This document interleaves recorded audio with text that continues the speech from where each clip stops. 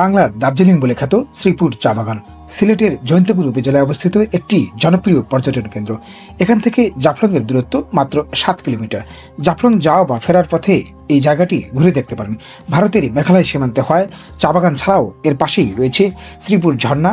মাত্র 1 কিলোমিটার দূরেই রয়েছে মেঘালয় সীমান্তে অন্যতম রাংপানি পর্যটন স্পট ও লালাখাল, যা একই সাথে ঘোরার সুযোগ করে দেয়।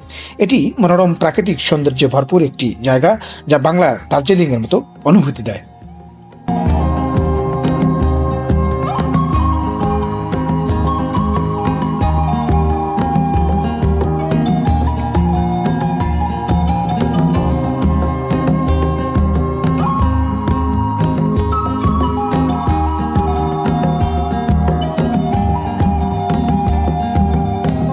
একপাশে বাংলাদেশের দিগন্তজোড়া সাজানো সবুজ চা বাগান, দূরে চোখ মেললেই দেখা যায় উঁচু নিচু মেঘালয়ের সবুজ পাহাড়গুলো যেন নীরবে আমাদের স্বাগত জানাচ্ছে, যেখানে প্রকৃতি কোনো সীমানা মানে না, শুধু সৌন্দর্য ছড়িয়ে দেয়।